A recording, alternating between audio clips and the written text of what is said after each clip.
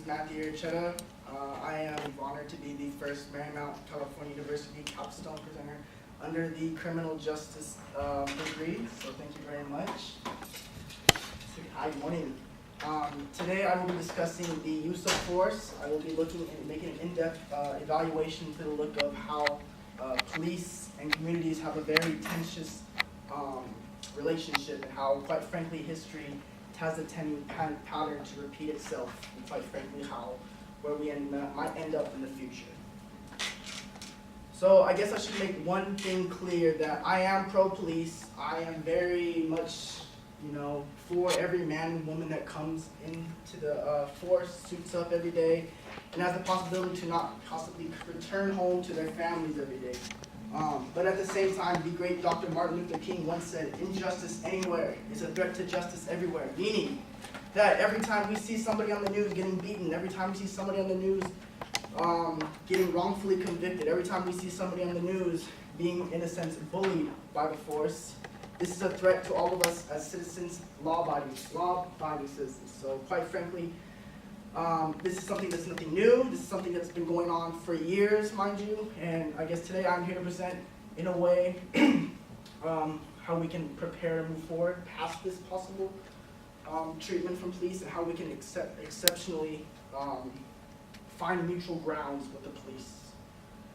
So what is police brutality? Police brutality is defined as practically police officers giving illegal use of power to whatever the case being. So for instance, if we have an irate individual that's very, belligerent, has no real control, a police officer must use what he feels is the legal limit to get him under control. Police or excessive force comes into play when the police officer feels that, I don't feel like really going into much detail, or I don't feel like really going into wrestling with him. I don't really feel like playing with him. I'm just going to use my taser. So that's a really good example.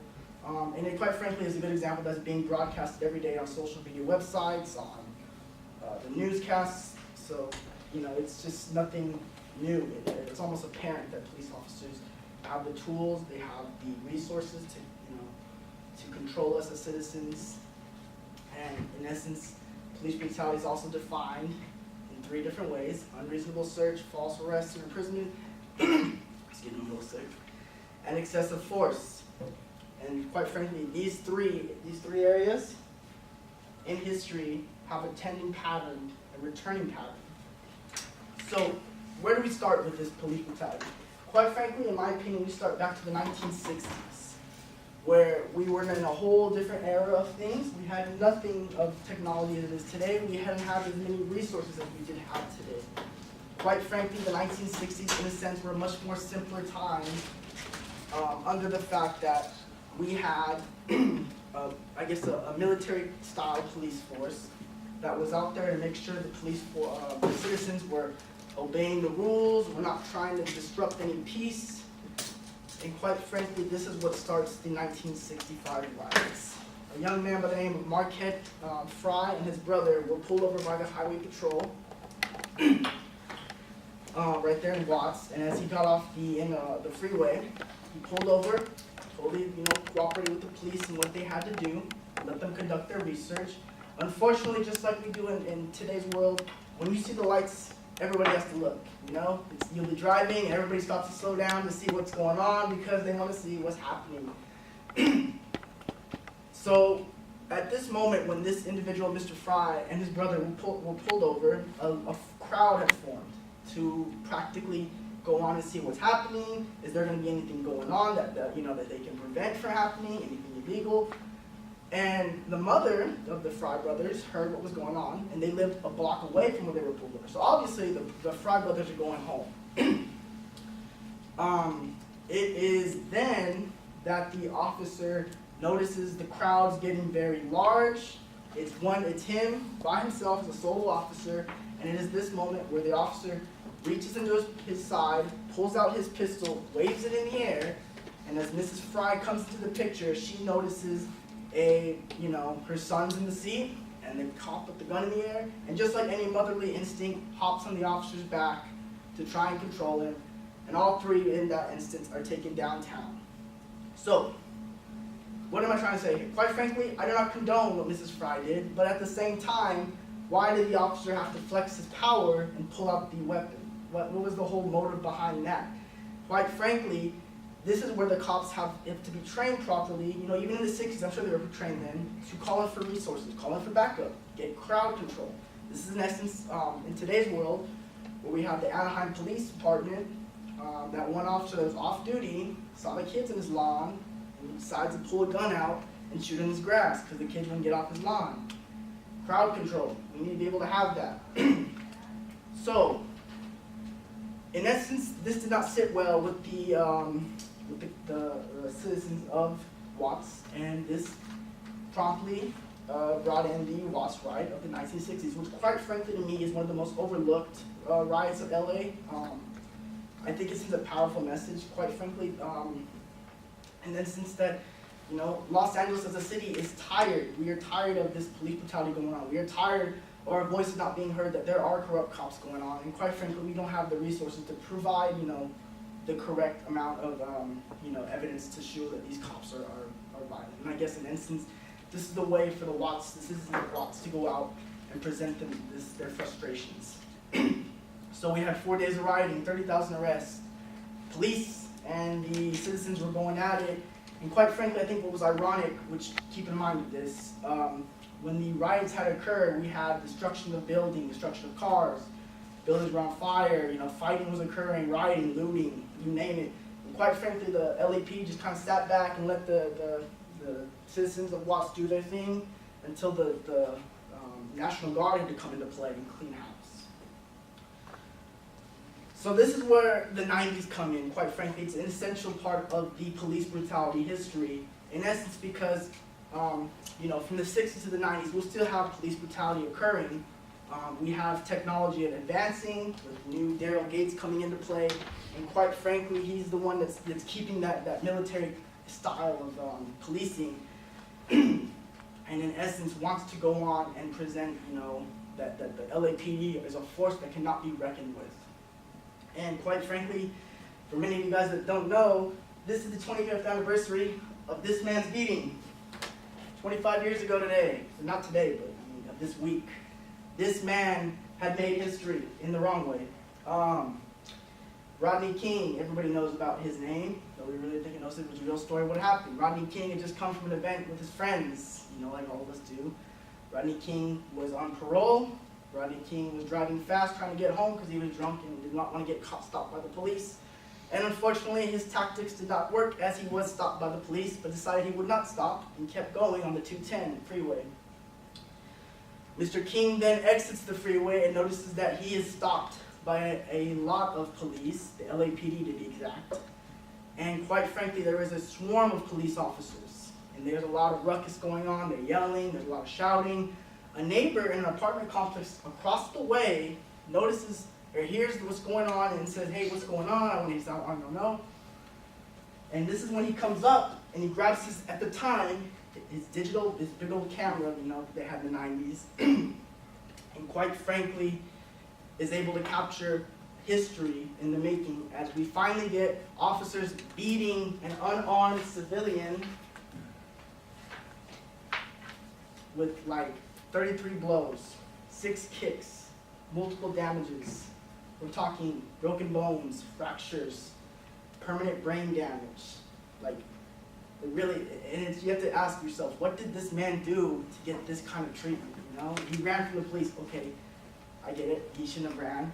And in essence, this also prompted the 1994 riots, which is probably the most notable riots as it happened in South Central Los Angeles. We had people getting dragged out of cars, you know, white men getting jumped. We had individuals breaking into shops, robbing people, looting. In essence, this was history repeating itself.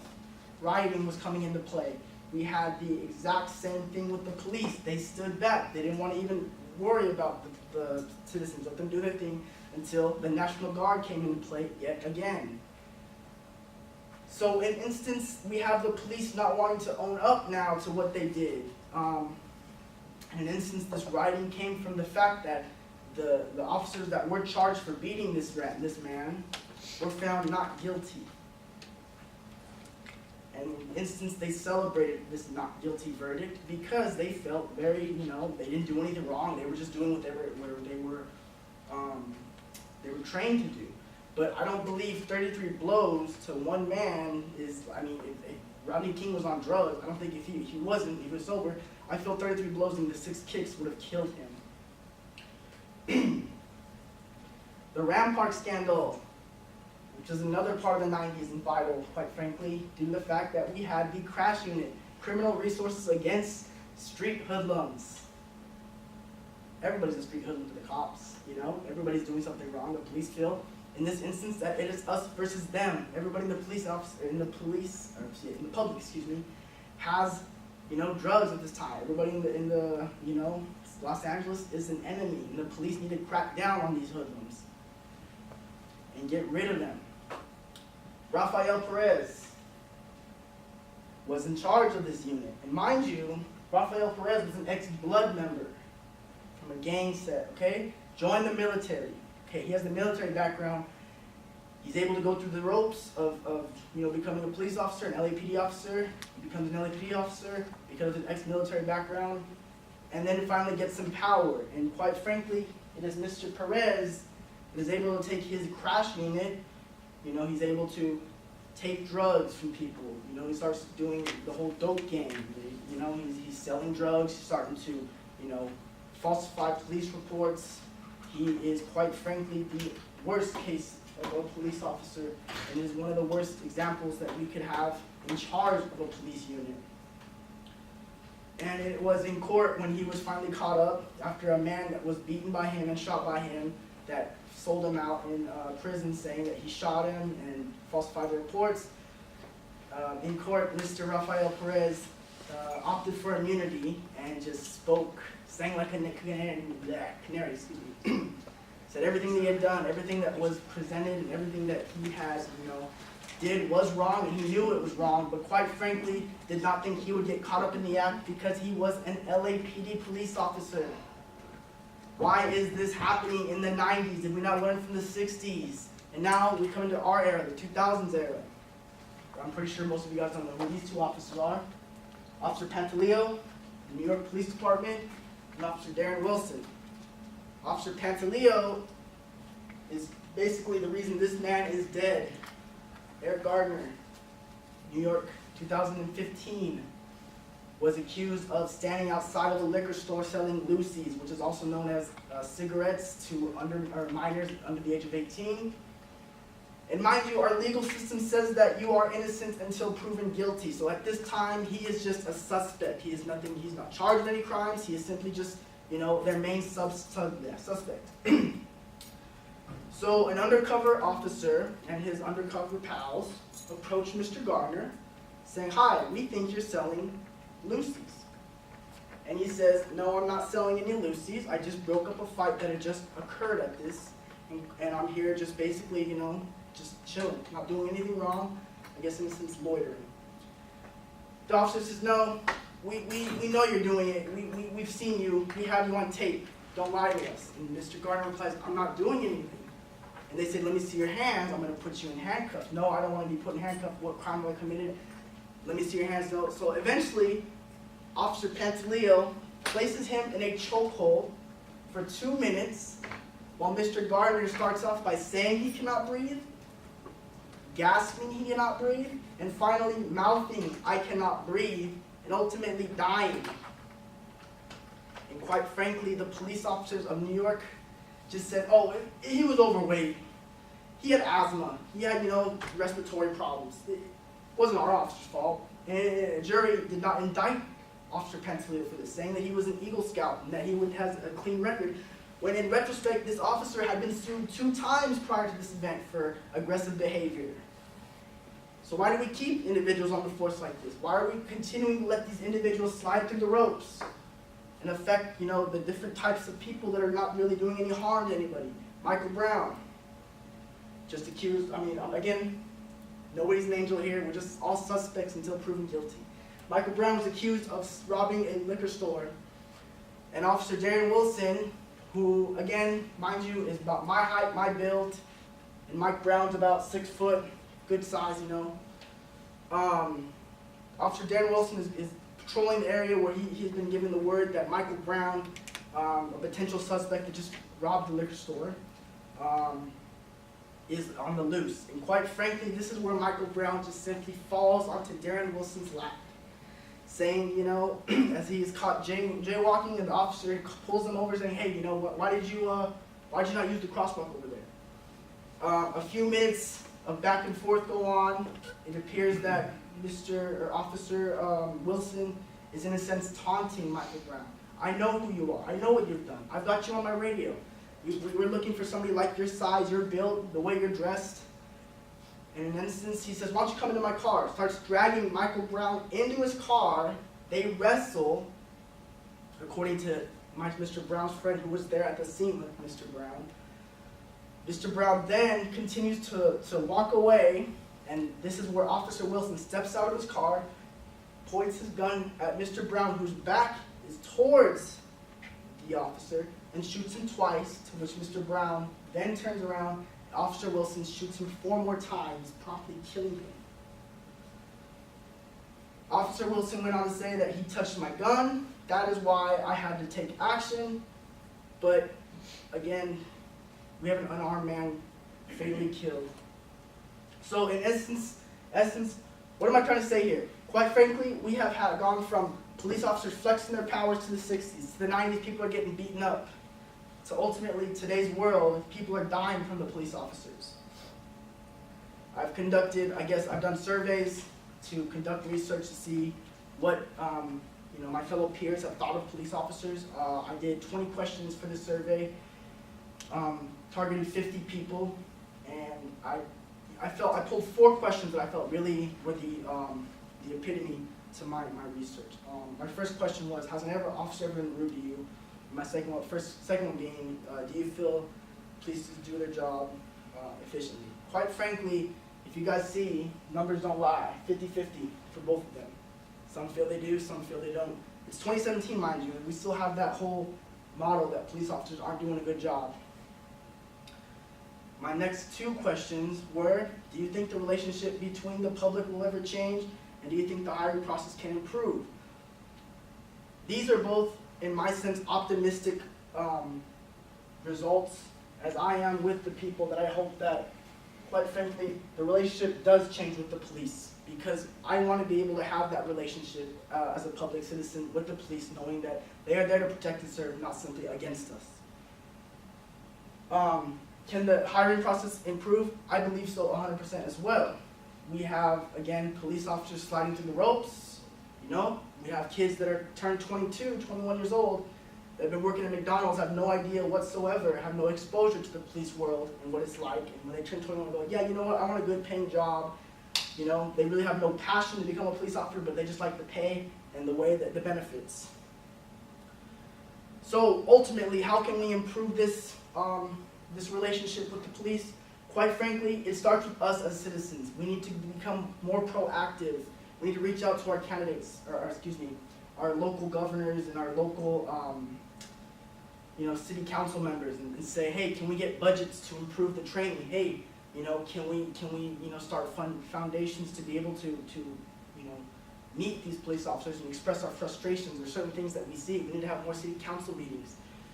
We need to start investing in body cameras. Mike Brown, the incident that we don't know whose side, who's wrong, quite frankly, was the reason Obama wanted to invest in body cameras. We need to start hiring those that are much more educated. Like, we have the local, government jobs, they require you to have a bachelor's. I believe the same thing for police officers. I believe they should have a bachelor's degree. I believe that, or a bachelor's degree. Again, we have these kids that have been working at McDonald's since they were 18 years old, they have no experience whatsoever, and then they decide to become a cop, and then they're the ones that are being charged for manslaughter or murder. And ultimately, police officers, I think, have to realize that this is still a business. The LAPD is still, when we ask for the respect, we give them the respect, we ask for it in return. And, I just feel that in essence that, at my job, if someone was to get fired for misrepresenting, the business that I work for, I feel the same thing should be held for the police officers. That they should be held to a higher standard, considering that they're there to protect and serve not that are pester us civilians. You know, our president has even made reference that he is the law and order candidate, so I'm hoping also optimistically that we will have, you know, an improvement, you know, with a much more better budget for police officers across the United States, and ultimately that we can end on a good note, and not, you know, have this history lingering on with police officers and the civilians of the United States. And 1042 is kind of like an end of watch code for police officers, so I kind of did it as a joke. But I'm here to answer any more questions in regards to my presentation. I have a question. Yes, sir. Very good. That was a very good presentation. I know you knew your material and very thorough. Obviously there's an ongoing issue ethically, and it goes beyond use of force as well, as you dictated there.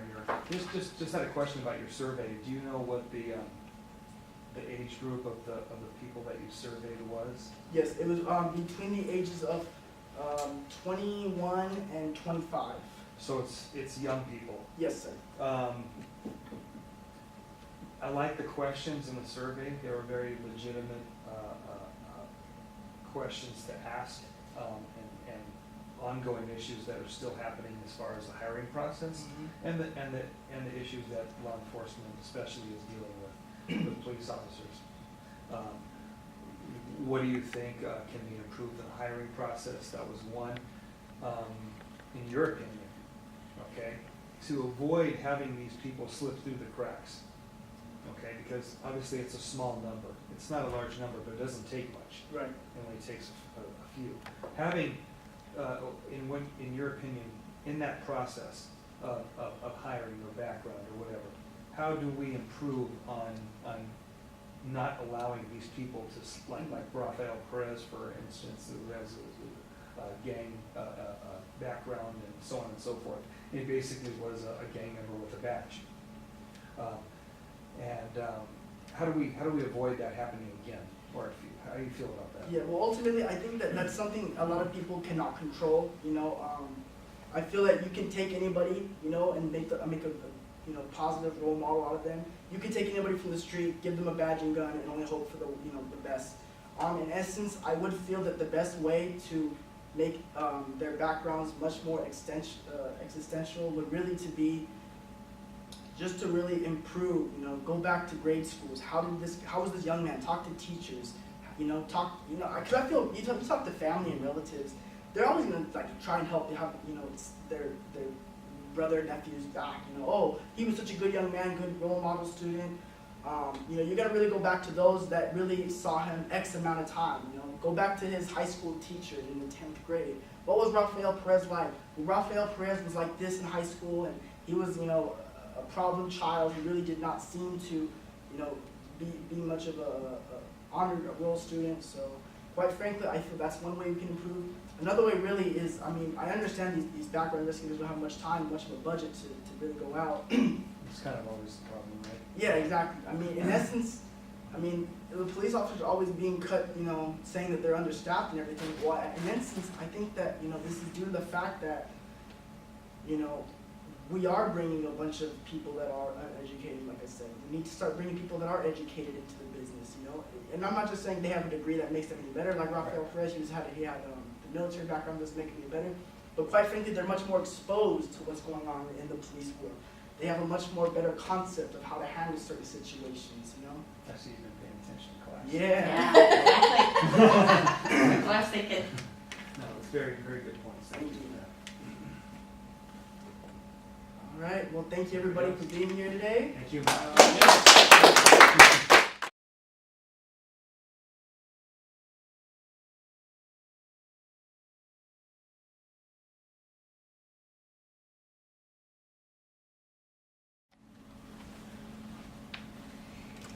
Good morning. Thank you for joining me for my criminal justice and psychology capstone. My name is Casey, and for my research, I took a deeper look into the Missouri approach, which is a more rehabilitative technique, and compared it to a more punishment-prone correctional facilities for juvenile delinquents. So at first, I want you guys to take a look at these two pictures while I describe two types of scenarios to you.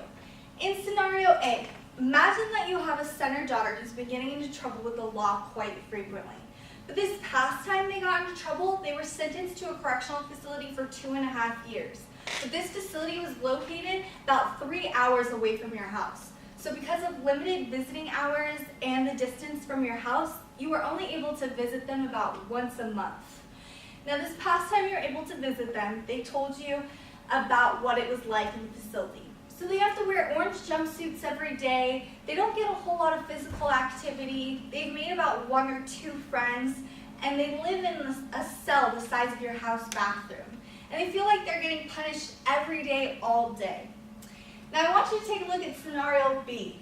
Imagine that you have a son or daughter who's been getting into trouble with the law quite frequently. But this past time they got into trouble, they were sentenced to a juvenile facility for 4 to 12 months. But this isn't any ordinary correctional facility. This is a facility that focuses and believes in rehabilitation and the reconstruction of behavior of a juvenile delinquent. But not only does the facility believe in reconstruction of the behavior of the juvenile, they focus on reconstruction of the behavior of the juvenile within inside the family and within inside the community as well. So they focus on education, treatment, and coping and communication skills so that the juvenile will learn not to commit crimes again. And they'll go out into society and have a future and not re-enter into the adult system. Now, I want you to think about these 2 types of scenarios throughout my presentation because they're completely different. And a lot of us think if a juvenile commits a crime or they misbehave, that they need to be punished. But in reality, is punishment better than rehabilitation? So I want you to think about that throughout the presentation. So my question for my research is how the Missouri approach will reduce recidivism rates. Now, what is recidivism? Recidivism is a reconviction, a rearrest, or probation within the first 2 years of release. So take this gentleman right here. This first photo was when he was arrested at 14 years old. Second photo was when he was reconvicted at 16, and his third photo was when he was rearrested at 17 years old. So he's a good example of a high individual recidivism rate because he's re-entered the criminal justice system multiple times.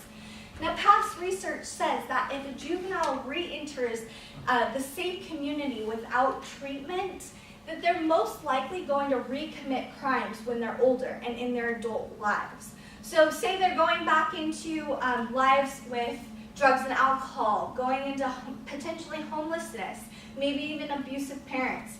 They're not getting treatment within themselves, they're not getting treatment within the household, so they're most likely going to recommit crimes. Now, Missouri focuses on rehabilitation within the juvenile, within the family, and within the community. So it focuses on 6 basic concepts. The first is youth are placed into smaller residential facilities, so they're closer to home. Again, easier to rehabilitate within the family. 2 is group treatment is a priority, not isolation. Correctional facilities have isolation. That's its main punishment technique. You go in a cell, you have maybe 1 other roommate, and that's it. You have a stone cold bed, and you're getting punished for what you're doing. So it's isolation. Well, the Missouri approach does group treatment. So they focus on having peers with you, around you, being able to talk to you, communicate, solving problems with each other. They focus on group treatment altogether.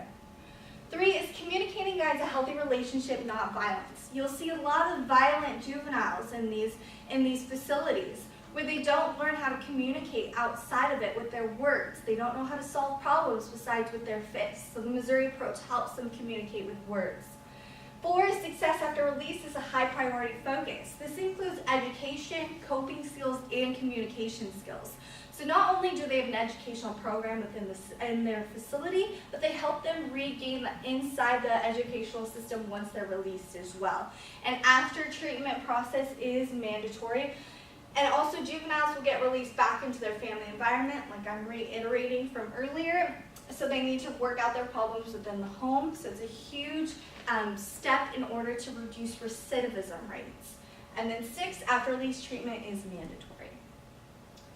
So a little bit of how the Missouri approach will reduce recidivism rates in statistics. So in 2005, some past research stated that youth that re-entered the adult criminal justice system after being released 3 years earlier from juvenile corrections Arizona had a 23.4% recidivism rate, while Indiana had a 20.8%.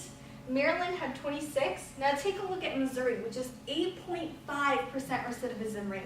That's a huge difference between correctional prone and punishment prone states versus a rehabilitation state. So it's incredible to see the difference, how rehabilitation really helps compared to punishment. So a little bit deeper into my study itself, I hypothesized that rehabilitation techniques will reduce recidivism rates rather than punishment. So in a sense, I am supporting that the Missouri approach will reduce recidivism rates of juvenile delinquents between the ages of 12 to 18. Now I had an extremely unique capstone as when I learned about the Missouri approach last semester in my criminal justice class, I was very intrigued by the approach, and I really wanted to learn how they rehabilitate juveniles and see it firsthand. So I was able to do a couple of interviews with the director of Missouri Division of Youth Services and the director's assistant of Division of Youth Services. And I pretty much pleaded my way, and I gained access to a lot of research through their interviews, but I wanted to still see it firsthand. So at first, I got a couple of no's from the director, and she said, you don't need to be here, we can do a lot of your interviews through the phone, through email, and everything like that. But I still wanted to go see it. It wasn't even about Capstone anymore. It was something that I was passionate about. This is something that I want to take on in my future. So I made it pretty much a bigger case, and I said, I know I'm just a bachelor's research. I know I'm just a Capstone student. You see state legislators, you see probation officers, you see all of these other people every single day, and I'm just this little person compared to you. But I'm funding my own trip, and I want to do this in the future. So I finally, after a little bit of begging and a little bit of pleading, I was invited to tour Missouri Division Youth Services Southwest region, 5 of their boys' facilities. So it was the most incredible and unique experience I've pretty much had in my academic career. So all in all, throughout my visit, I had about 10 participants that were guided through my interviews, and who I took tours with as well, because all juveniles were the ones to give the tours themselves. So I was able to interview them through that process. Oops. So for the types of facilities that Missouri does have, they have 4 levels that are broken down. So level 1 is known as a day treatment center. This is for status offenders or misdemeanors who don't necessarily need to stay in a facility, but do need to have educational and therapeutic help as well. So they go to school throughout the day, and then they also have therapeutic processes after school. That way, if their parents are working late or just to keep them off the streets. Level 2, their stay is about 4 to 6 months, so this is for status offenders and misdemeanors who do need to stay in a facility. And these are community-based residential facilities. Level 3 is a 6 to 9 month stay in a moderately secure facility. Level 4 is a secure care facility for 9 to 12 month stay. Now the only difference between these is the secure care facility is the only one with a fence around it. So they all have the same techniques and the same beliefs, the same philosophies, and they all do the same treatment plans. But just that's the only difference. Now I want you to take a look at these pictures also. They're just ordinary homes. You would think I would just take a clip of a house around here and that's it. But these are actually what the facilities look like. You'd walk right past it and you have no idea that this is a juvenile facility. And it's just incredible to see because they want it to be a more humane environment. They want it to be you're getting sentenced to a correctional or into a juvenile facility, and then you're getting released back into home. So they want it to be a more humane environment. So after my interviews, I had results that combined into different themes of regions and transformation, beliefs and philosophies, staff training, what happens inside the facilities, what happens for release and how are they released, and why won't states change into this approach? So to start, Missouri is divided into 5 regions for DYS. Now that's separated just to help focus on regional offices. So in case these facilities need a little bit more community help, they're divided so that way they have extra help throughout the communities. And then altogether, the 5 regions have a total of 41 facilities that are broken down into all 4 levels. But again, for my specific research, I did tour only the Southwest region. So beliefs and philosophies. The Missouri approach focuses on 5 domains of well-being: social connectedness, stability, safety, mastery, which is knowing that we have control of all of our decisions and every decision we make has a consequence, and then also meaningful access to relevant resources. Now, they do have a mission statement that reiterates in the sense that juveniles are being rehabilitated as well as inside their families and inside the community. So the reconstruction of behavior is a huge process for the Missouri approach. Staff training is extremely important, as it's important to make sure that rehabilitation is implemented in the minds and not punishment, because we automatically think if you misbehave, you need to be punished, but that's not the philosophy. So there are about 20 core staff trainings that all staff must pass in order to keep working for Missouri DYS. So the first training is orientation and beliefs and philosophies. I was actually able to sit in on this. It was about 3 hours long, and they just stated their beliefs and philosophies over and over again, just in different ways. And we had kind of a group discussion on how we thought these beliefs would help. And then a lot of the staff members that were already working in DYS were able to talk about some of the juveniles in the sense that it was stories to relate back to what we were saying. So it was unique to see how it was already implemented before I took tours as well. A couple more: CPR and first aid, safety and security, group dynamics, which is important for group therapy. And then also they do have to be credentialed in substitute teaching. And then there's many more as well.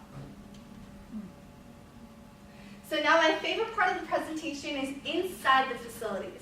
So every facility does have a fully accredited educational program with a fully credentialed teacher. So they do go to school 7 days a week, but it is very individualized. So there are about 10 to 12 juveniles in each facility, but they range from ages 12 to 18.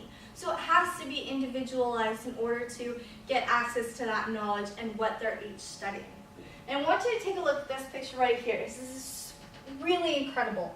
So in June, at the end of every year, they hold a graduation ceremony for DYS juveniles who are graduating middle school or high school, and then they hold ceremonies for the families and friends to come join them and celebrate them. So it's very unique. And then if a middle school or high school student continues in DYS, they're not released by the time they graduate, they can also take higher level courses. So they are able to take college courses as well and be able to transfer them later on when they are released. So for treatment, this picture right here is what is known as group treatment. So all facilities have this collaborative setup, so that way the juveniles themselves and the group leader can come together, discuss any types of problems maybe that juvenile was having that day, or maybe what's inside of the home, or just kind of the sacred time for them to get together, talk with each other, help each other out. So it's really unique with that. Now these 2 pictures are some of the coolest things I was able to experience. So one of these boys' facilities was more adventure prone. So they took their adrenaline and their violence and their aggression into other various activities. So they were teaching these juveniles how to cope with those types of emotions and bring it out in the wilderness. So they were actually getting ready to go on a 3-day backpacking trip. I mean, that's incredible, right? So, and they had just gotten back from a kayaking trip, and they were hiking about a month ago too. So it's incredible to see that you're not punishing these juveniles, but you're teaching them other techniques in order to relate to those aggression, relate to that violence, get them away from drugs and alcohol, and help them focus on other outside activities. Now this is a picture of welding equipment. So this was an activity that is very community service based. So they welded parts for parks, they welded parts for schools in the communities. It's very interesting. They welded parts for their school as well. This was inside a day treatment center, so this was for an educational program. There was also a music program, so a couple of the community people came in and taught musical instruments every week. And one of the kids actually beatboxed on a harmonica for me. It was really cool to see.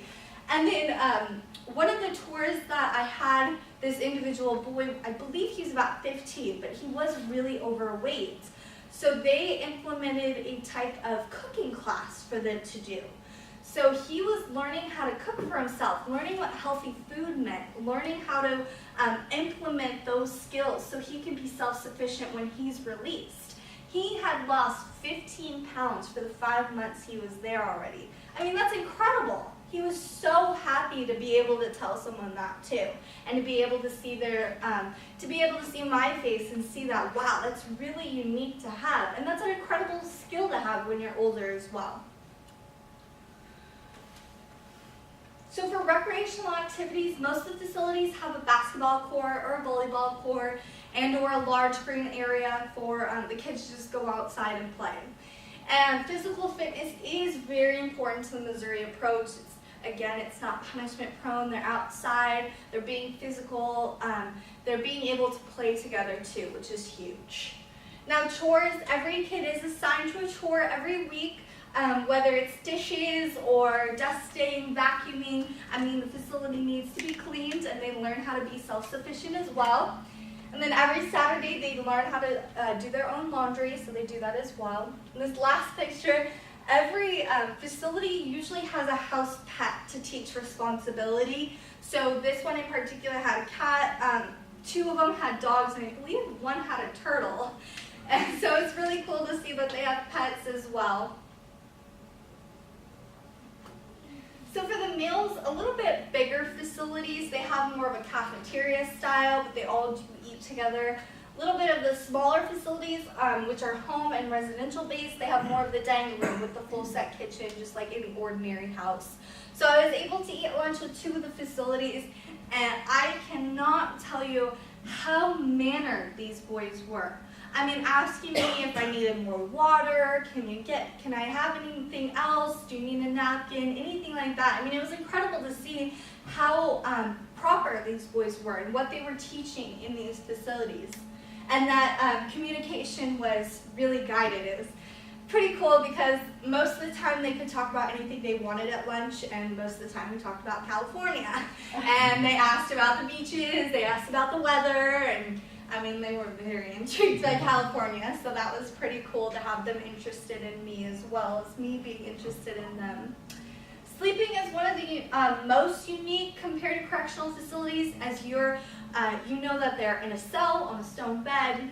They get maybe a sheet and a blanket, and that's pretty much it.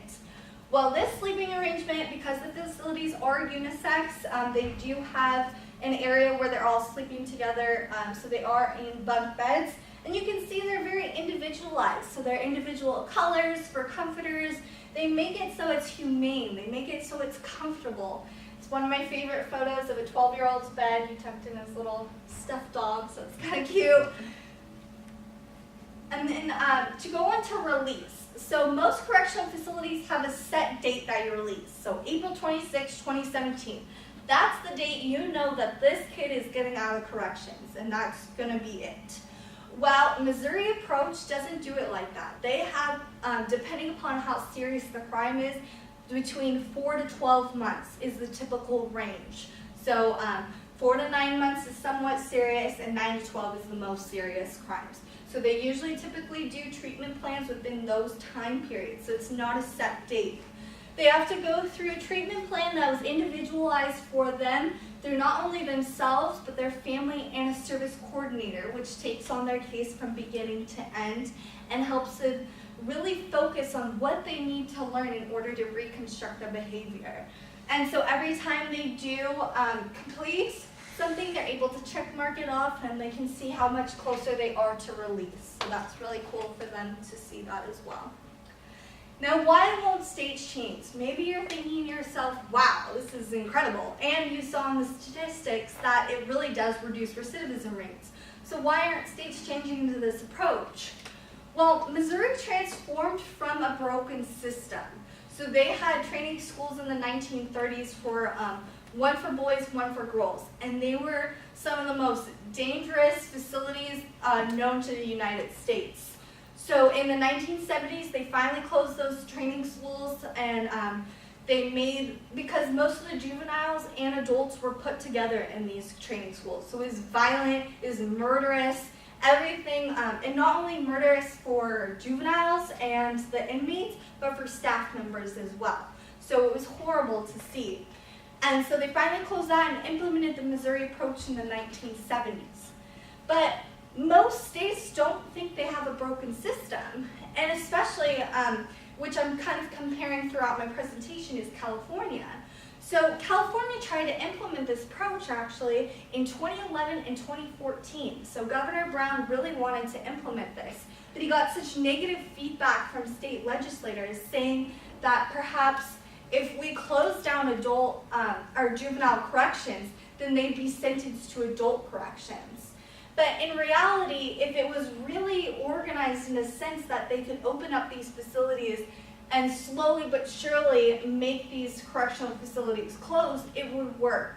But a lot of these states don't think that they need that. Maybe some treatment plan, maybe some beliefs, but they don't need to transform into this entire approach. So you can see that in a lot of states as well.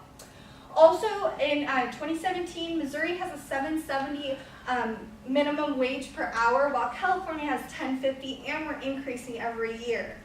So you can see Missouri believes that they have a very cost-effective program, but it might be just cost-effective for them themselves. So they have to take in, the property tax of other states. They have to take in taxes and minimum wage and how much it is to pay staff members compared to their state. And so far, I haven't seen any research based on that yet. So it is definitely something to see, as well as why won't states change. Perhaps it's not cost effective for them, but in reality, you have to think, is reducing recidivism rates as much as Missouri approach does, is that going to be cost effective later in life, rather than spending more money to close down these facilities and open up these new ones? Also, facilities in Missouri are rundown schools or homes for sale or other various activities. So while I was there, there was space everywhere. While I was in California, there's space nowhere. So other states may not be able to open up these facilities. They may not have this open area in order to implement this approach and implement these types of facilities as well. So to summarize, the hypothesis was supported. The Missouri approach does help reduce recidivism rates in juveniles between the ages of 12 to 18. And overall, based on my interviews, the juveniles were really happy from this treatment plan. I did get to talk to a couple who have been in corrections in other states and then went to Missouri.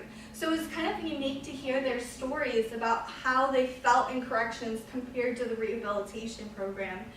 And at first I kind of thought, well, their group leader's right there, they might lie, they might say something else, but they told me exactly their crimes, they told me how they transformed into this approach, and how it's actually reconstructed their behavior so that they don't want to commit crimes anymore. I wish I had a couple of clips from recording their stories, but we don't have enough time for that, but that's later on. I do have a couple of the recording of their stories, so it's really great to hear. Limitations that I had, I only did visit boys' facilities. They only had one girls' facility in the Southwest region. It's about 2 hours away from the regional office, so it was quite a distance. And I did only visit the Southwest region of Missouri, as well as I did not partake in a visit to a secure care facility, as the Southwest region does not have one. So all regions and facilities are the same. They have the same beliefs and the same philosophies and the same treatment plans. But again, the only difference between the secure care facility and all other levels is this is the only one with a fence around it. So to take away from my study, if we punish juveniles, are we really helping them learn how to not commit crimes? Are we teaching them how to communicate with their words and not their fists? Are they learning to use adrenaline needs for other things besides drugs and alcohol? Are they learning to amend situations at home? Perhaps the corrections doesn't do this, but the Missouri approach does, and those are its main focuses. So for future research, I do believe a longitudinal study in a state that has corrections and is punishment prone would be really unique to see if the recidivism rate will decrease. So if you implemented a type of facility that Missouri has, and you took some of the corrections juveniles and moved them into this facility and do a longitudinal study to see if they re-entered the criminal justice system after being treated from this approach, it would be really unique to see if another state could implement this type of approach. So to end, I think we do need to focus on rehabilitation and not punishment of juvenile delinquents. And I think the way to do that is the Missouri approach. Thank you very much. Casey, I don't have a question, but I do have a comment. I know I introduced this approach Yes, to you did. towards treatment last year, but I think you taught me more than I taught you. That was I'm very glad. impressive. Thank you very much. You should be commended on your research and actually going out there and doing all that. That was really great information, very accurate. You covered all the areas, and it was fantastic. Thank you. You're welcome. Thank you very much. Very good. Super. Yes. Awesome. I just have one question. Yeah. I was curious, I don't know if I missed out on it because I didn't get in here right when you started, but does the DYS, do they incorporate any kind of 12-step program into their? They do not. So they don't have any types of AA or 12-step. If a juvenile has drug and alcohol abuse, they do work with them. They are associated with hospitals closer to the facilities, so if withdrawals happen or anything like that happens, but they don't have any specific treatments for that. And that would be very interesting to see how a juvenile went from being abusive with drugs to how they're not in the facility. In order to be approved by our IRB, I had to stick with my interview questions, and I could not forcefully ask what their crimes were.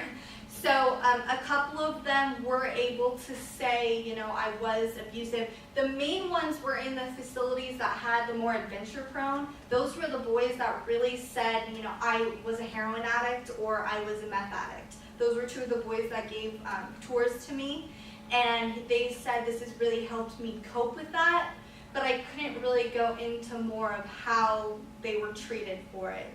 So it is very interesting, and I wish I knew how they really focus on that, but I know they do have associated with hospitals in case of any of those reactions come from it. Anybody else? I know you've already seen But it. I do have a comment.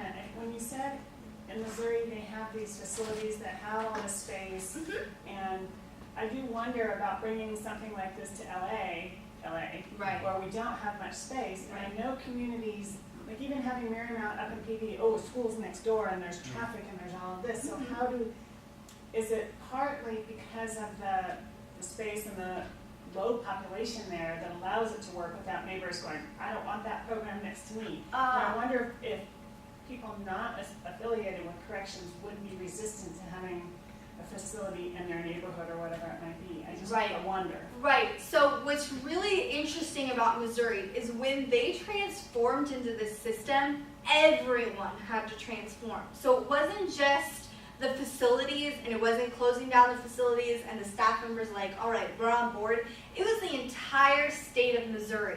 The whole community contributes. They actually have what's known as a community liaison. So they contribute monetary to these facilities in order to give them presents for their birthdays, celebrate Christmas, celebrate holidays, let them go on a day trip to the dollar store and get like a prize for the day just for, you know, good behavior. They go to movies and a dinner occasionally. And so they have community support, and this community liaison usually consists of judges, community personnel, and any type of other state legislators that want to be on this board. So it's very unique to see that everyone is together in rehabilitating these juveniles. So that's also something that is very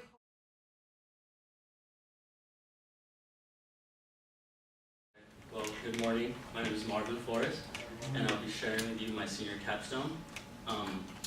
The title of my capstone is Law Enforcement's Cross-Border Challenges with Human Trafficking. Human trafficking is referred to in modern day slavery. Each year, thousands of women and children and even men continue to fall into these traps of these human traffickers. They're often used for prostitution, forms of sexual exploitation. What many people don't understand is that these people don't choose this lifestyle most of the time. They are forced into it, and there's pretty much no way out. How does one fall into these traps? Human traffickers have been known to use extremely clever and yet deceptive recruiting tools.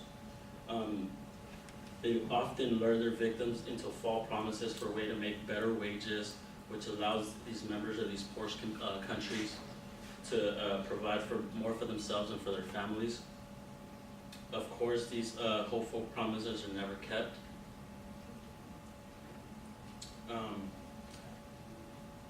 A booming number of Mexican women, girls, and boys are often trafficked for commercial sexual exploitation, forced labor, forced organ donation, and drug smuggling. Mexico alone has 47 sex trafficking rings operating with 800,000 women and 20,000 children. Not only within the country are women and girls and boys being trafficked, but they're also being sent to the United States, where these traffickers generate more and more profit.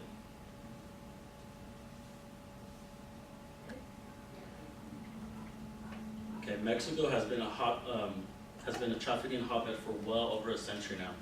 Over the last decade, the region has increased, the percentage of trafficking has increased significantly. Just alone in Mexico, the business generates over $30 billion.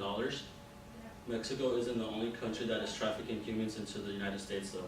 Approximately 17,000 foreigners are trafficked each year into the United States alone, in which the number of the United States citizens trafficked within the United States are even higher.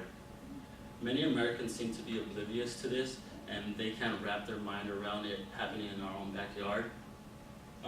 They believe that this kind of slavery only occurs in third world countries, and they don't believe that this happens in the United States. The harsh reality is that human trafficking is happening all around the world.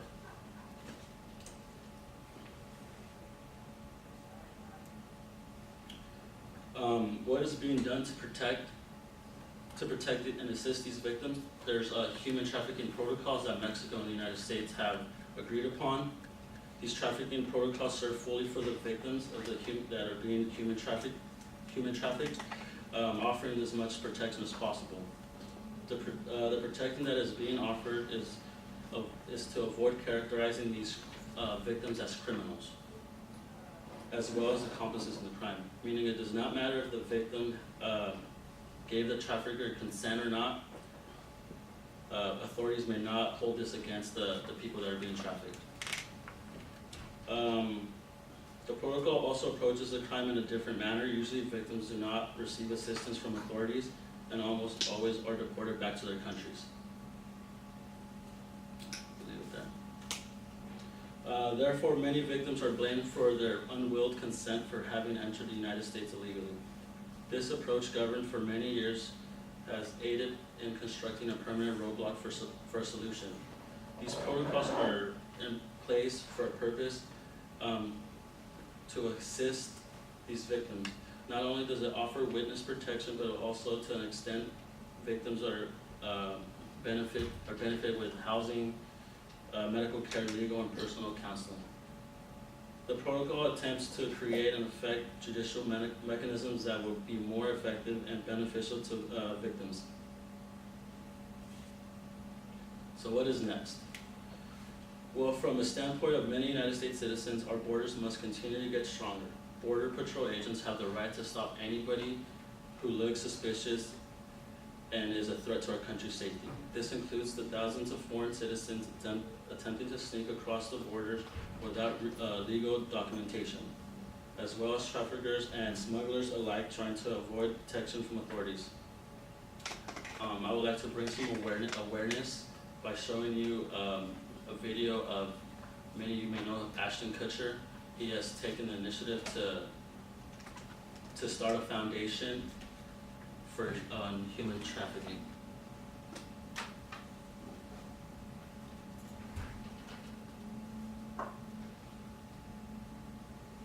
Do I just click this on this? Should open up right.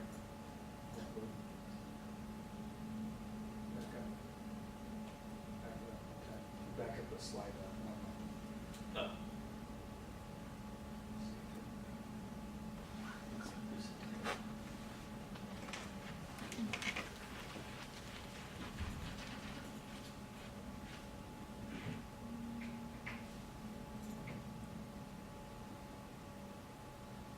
About the time I started talking about politics.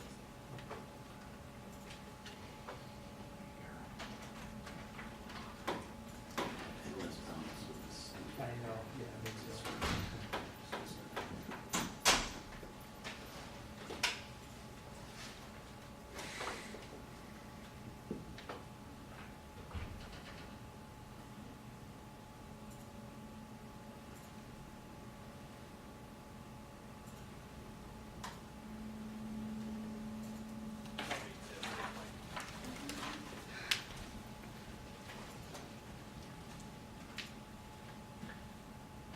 It won't shut down.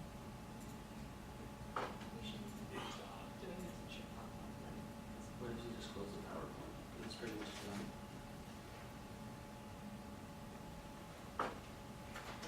Yeah. Starts it out.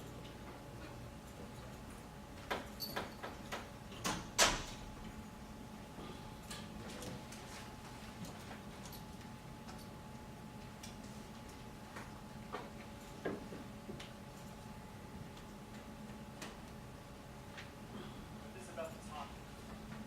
It's just that. Should open up.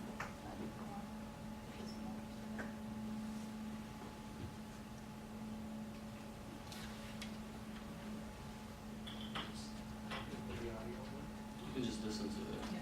I started talking about politics and the internet trolls. Tell me to stick to my day job. So I'd like to talk about my day job. My day job is as the chairman and co-founder.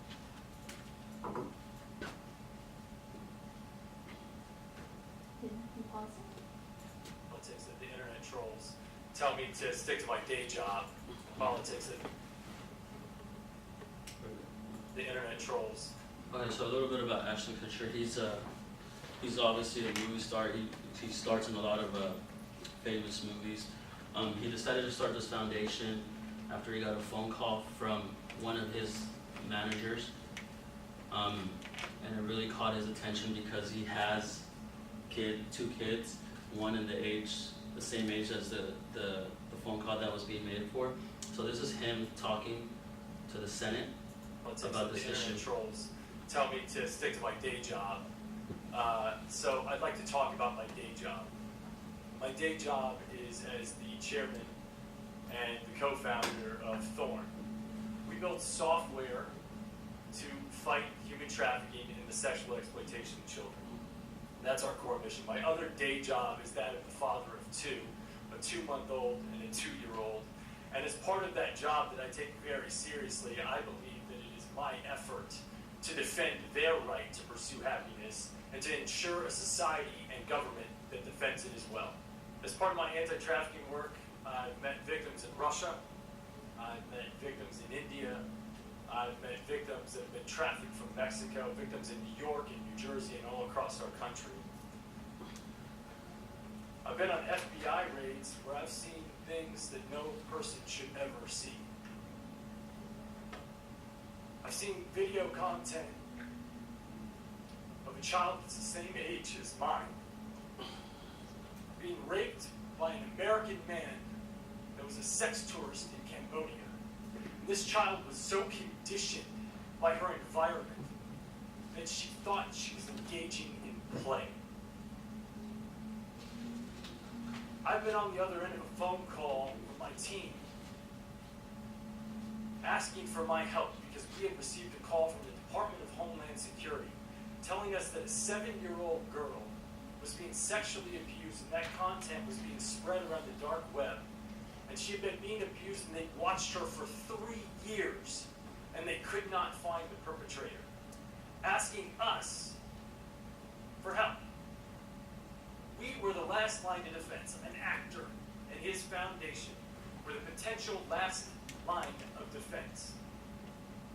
That's my day job, and I'm sticking to it. Well, with this, I hope it brings some awareness that human trafficking is happening. Every 30 seconds, there's a new victim falling into human trafficking around the world. That's pretty much it. Thank you.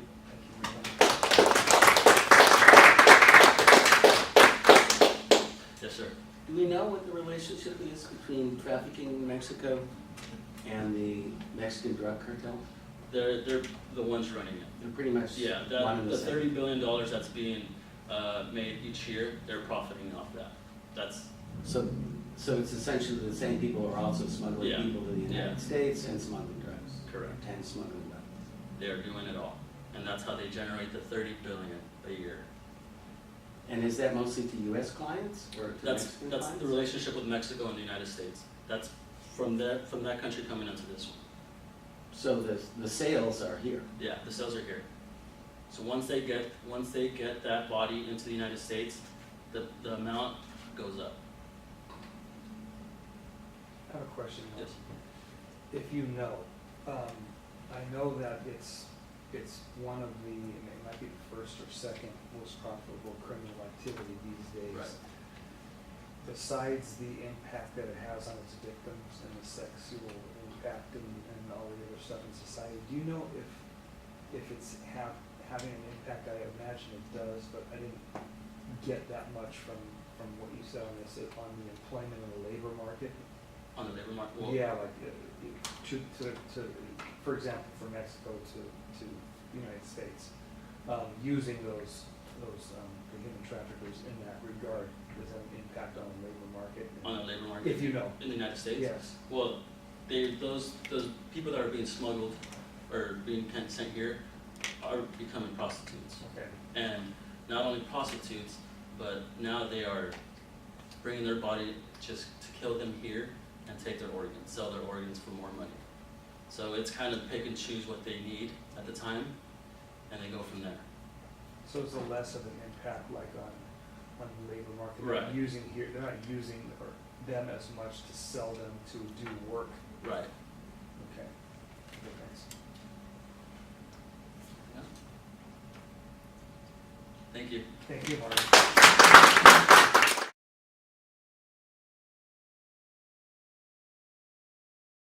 Arturo Glenbuski, and I will be presenting on the United States Custom and Border Protection on the front line of illegal immigration and drug trafficking.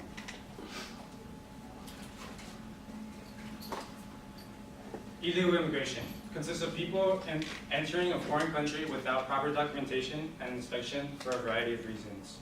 They are not allowed to they are not welcomed properly and threatened in a good way. In fact, they are the ones that have to face real danger and discrimination.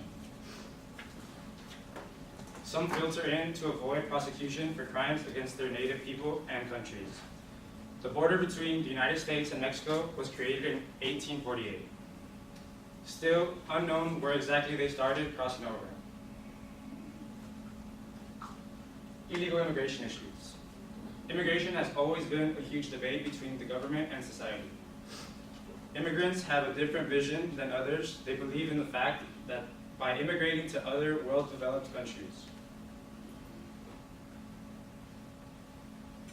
Illegal children represent 5.4% of all children under the age of 18. From 2007 to 2017, the illegal population has jumped from 2.7 million to 4 million. The population of native-born Americans has fallen for 4 straight decades. A little bit about myself. I come from a family that is very diverse. So from my dad's side, my grandfather came from Chicago. Well, my great-grandfather actually fled from Poland and ended up coming to the United States, to Chicago. And then my grandma lived in Guadalajara. So my grandpa loved to go down to Mexico, and that's how he ended up meeting my grandma. So they all ended up crossing to San Isidro, which is in San Diego, California, where I was born and raised.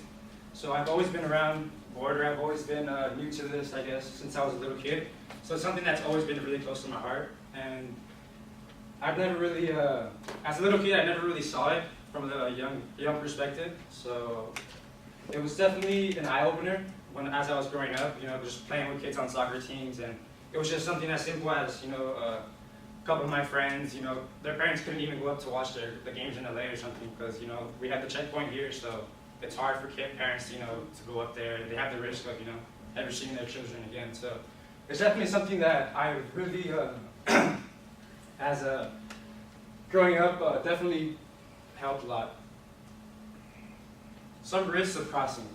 So most people cross over very hot deserts, or it's very freezing, or a lot of them are just trying to get, honestly, any way into it. In cars, inside motor vehicles, inside boats, either walking across. They just kind of, whatever it takes just to get across the United States. It's a very huge risk to cross. Not many people make it across, and if they do, usually it's very illness, or they have without an arm, or something drastic happened to them. Where do most people go when they cross? So most people cross either in San Diego, or they cross through Texas and Arizona. Those are the most popular ones right now. Most of them go to big cities. Big cities because there's a lot of people, and it'd be very hard for others to try and find them. If they go to a small town with not as many people, it's very easy for people to track them down, and it's very easy. At first, when people started crossing, it was just men crossing over because there was low minimum wage jobs that no one wanted to use. So all these men were crossing over. It was very free. The borders were very open, so people were crossing over, getting jobs, basically jobs that Americans didn't want to do. So that's why a lot of men were crossing over. But then women started crossing as well to get some jobs, but it changed a little more when women started crossing. Women began giving birth to children in the United States, and because of the 14th Amendment, a child would legally and could apply for residency for their parents at the age of 21. So a lot of moms were crossing over to the United States, having their kids here, and then letting them grow up in the United States, and then filing for papers later. So that's one of the biggest problems right now with Customs and Border Protection, because Customs can't really do anything about it when they come over here and have their babies, because it's in one of the amendments. So there's been many talks about changing the amendment, and it's been a big debate back and forth. Another question that people might ask is, how does a child from an illegal immigrant affect the U.S. population? Children from illegal immigrants eventually pay taxes and expand into the workforce. They demand more resources to cover basic services, which are education, healthcare, etc. I really personally don't think that they should change the 14th Amendment, because I think if you do it the right way and you do everything the right way, get your papers done the right way, you're working, paying your taxes, not doing anything illegally, following the law, I think it should be okay for you to try to get your papers here in the United States. But obviously for the ones who think they can walk around and do whatever they want and break the law, then that's where most of the crime comes from. Drug cartels and border wars. Drug cartels are a very big thing in Mexico right now. They're taking over most of the government. There is basically, the government's trying to get it back on their feet right now, but it's mostly run by cartels. There have been many people killed throughout the border states, such as Texas, Arizona, and California. The demand to cross these drugs are very high because in Mexico, the peso, it's 18 pesos to $1. So they need to be able to get the drugs across and then convert the money to get it back and either get sent back to Colombia, where most of the drugs are from. Some famous Mexico cartels that have been around throughout the ages. The most important one, I think, is the Sinaloa cartel. Considered to be probably one of the most dominant drug trafficking cartels in Mexico, which is led by El Chapo, he's currently in the United States jail right now. Another cartel that came up, Los Zetas cartel. So Los Zetas gave the Sinaloa cartel probably the biggest headache out of all the cartels in Mexico, because they were compromised of former elite members of the Mexican military. So these guys kind of knew what they were doing a little bit, and initially worked on hitmen for the Gulf cartel before coming independent. So they tried to work around with the Gulf cartel and partner up with them to get after the Sinaloa cartel and fight over territory, but it ended up becoming that they just kind of wanted to be their own person. So now they battle the Gulf Cartel and control of Tamaulipas and Nuevo Leon. Another famous cartel, Beltran Leyva, founded by the four Beltran Leyva brothers, Arturo, Carlos, Alfredo, and Hector.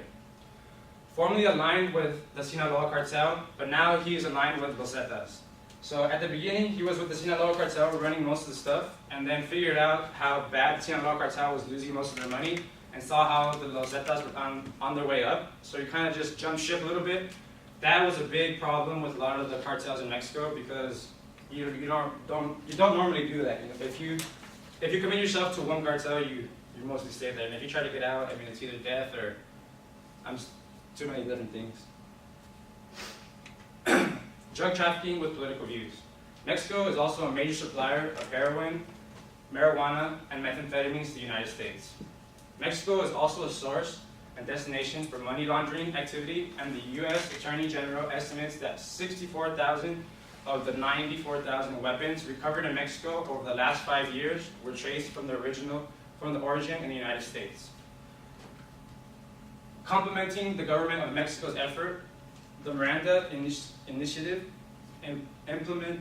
implementation accelerated in the calendar year of 2011, with major deliveries of equipment and training over $5 million to help transform Mexico's judicial and security institutions.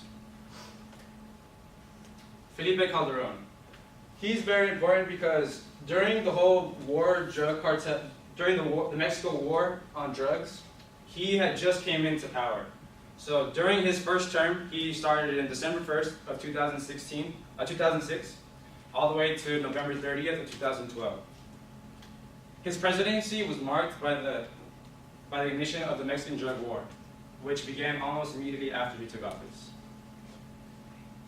Felipe Calderon takes action. He sanctioned the operation of Michoacan. Michoacan at the time was very bad. Just run by the Los Zetas, the Mexican cartel, and they were just killing anyone that came in through the door. So a lot of families were trying to go escape anywhere, and basically the Mexican government had no power over it. So they started calling the United States. The United States sent some troops over, helped them out, and basically this was a big win for Mexico at the time, especially regarding drugs. The murder rate skyrocketed during the presidency. During his first probably 4 or 5 years, the murder rate peaked very high in 2010. In 2010, Calderon said that the cartels seek to replace the government and are trying to impose a monopoly by force of arms, drugs, and are even trying to impose their own laws. So like I was saying, these cartels are trying to go into these cities and basically create their own government. President Enrique Nieto, who assumed the presidency on December 1st, 2012, has continued the fight started by Felipe Calderon against the cartels and drug-related violence. Another big win for Mexico was in 2014 when they captured the Mexican drug lord El Chapo Guzman. U.S.-Mexico Security Cooperation, the Mediterranean Initiative, a government-wide effort involving numerous U.S. agencies. So the United States really helped out with this and came in and basically just started training all of these Mexican soldiers, helping them out, and basically helped out with their criminal justice reforms, criminal justice prevention efforts, and programs of at-risk youth.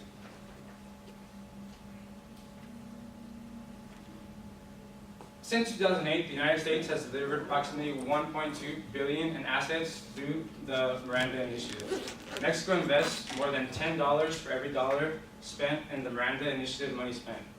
Mexico extradited at least 45 people to the United States in 2013. Mexico does not like to extradite most of their criminals because they want them to serve their time in Mexico. But what happened with El Chapo Guzman, with him escaping at least 3 or 4 times, that kind of put a big dent in the government, in the Mexican government. So getting him to the United States kind of started everything, and then in 2013, obviously they sent more. And I have a quick question for the crowd. Does anyone know who this person is right here?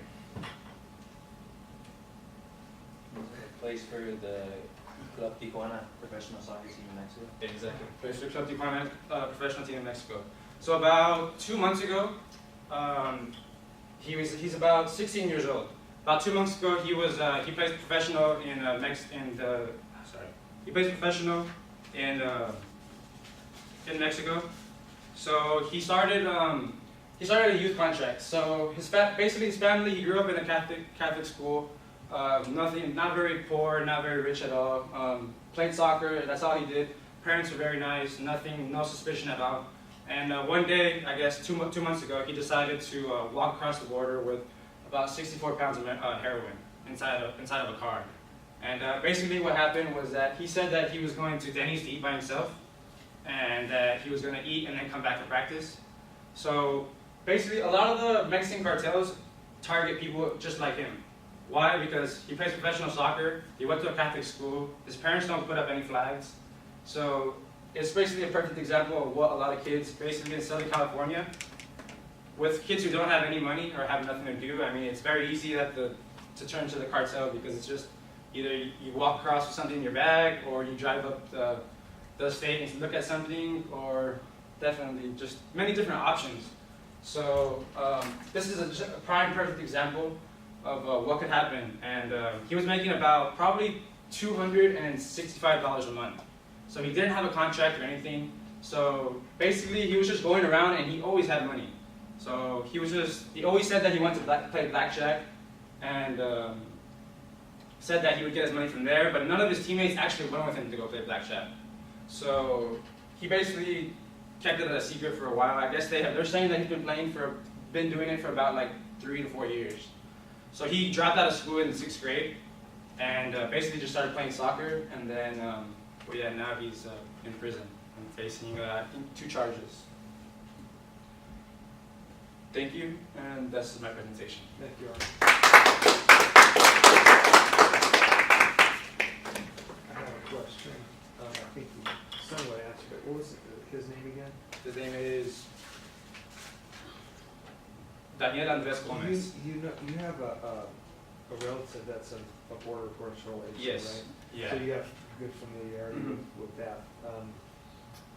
I guess my question is, I know you tied in the cartels to a lot of stuff, and you just kind of tied it in a little bit at the end, but as far as the illegal immigration tied in with the trafficking, the drug trafficking, do you know, if, from your research by any chance, maybe like what the percentage is of these illegal immigrants being used by the cartel to traffic the drugs? Is it?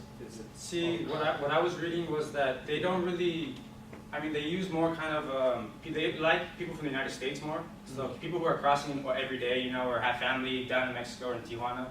Like a lot of my friends have a lot of relatives in Tijuana, so they cross about like every day. And my best friend plays for that team as well. So what I was reading is that they traffic a lot of Americans, young Americans who basically have clean records. And if you walk across the border, basically no suspicion.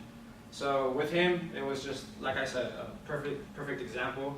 But I would say illegal immigrants, they would probably about maybe 15%, maybe 20% around there. Because usually when they cross them across, it's usually in big groups, and they charge about maybe 1,500 per person to cross over. So a lot of times when these kids come over, they're in big groups, like 5, 10, and then usually the 2 kids have a backpack with some type of drugs, or so they usually kind of put it all together. So if a package, the whole thing gets caught. And those drugs are cartel-related transactions? Yeah. And so are the smugglers. So the smugglers as well, yeah. So a big thing that I read was that a lot of people in the United States send money to these cartel people to cross their family members over. And a lot of times, you give money to the cartel, and they can do whatever they want, So it's like you give them the money, and then they escape, and you never see them again. Did you get a chance to talk to your family member? Yeah, my cousin. And Yeah, what does she feel that? How long has she been with Border Patrol? She's been there 6 years.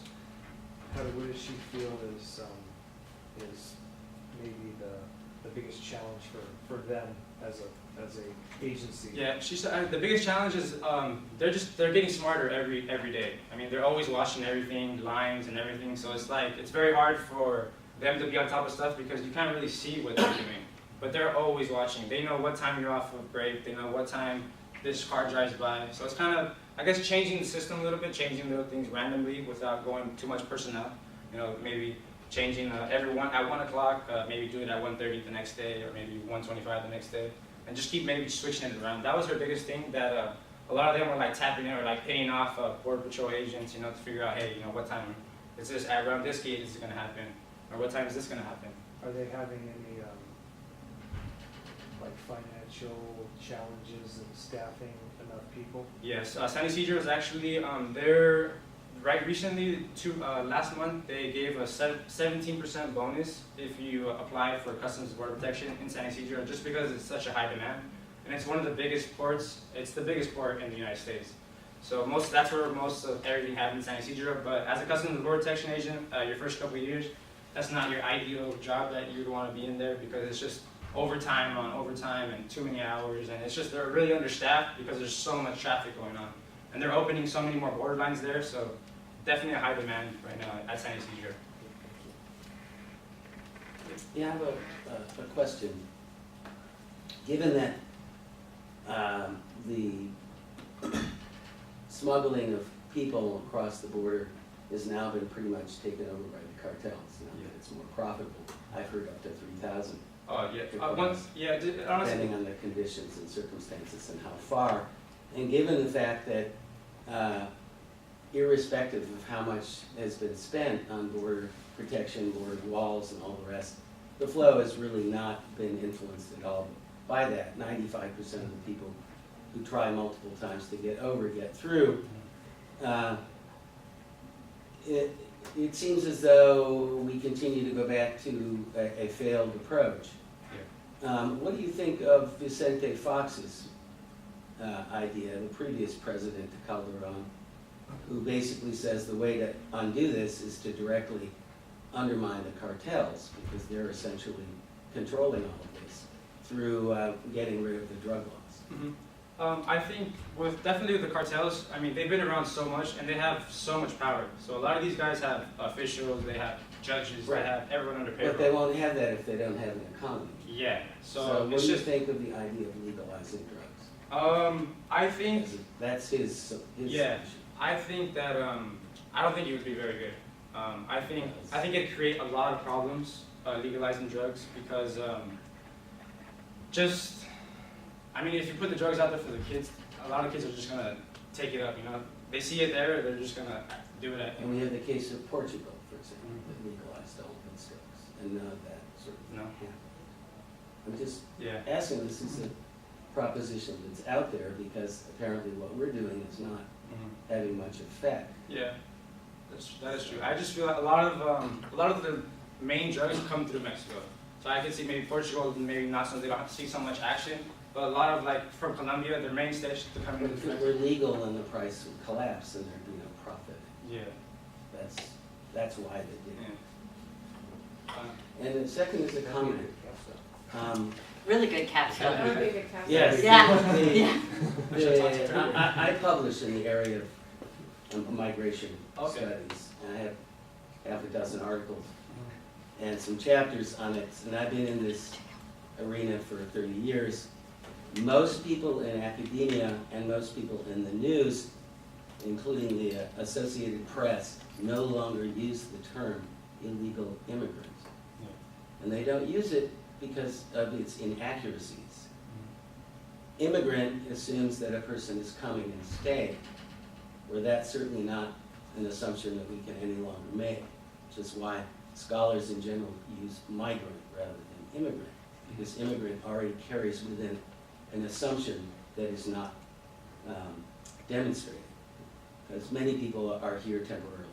Yeah. In fact, some people make a lifestyle, as you said, people crossing every day. We could hardly call them immigrants. So the general academic term is usually migrant.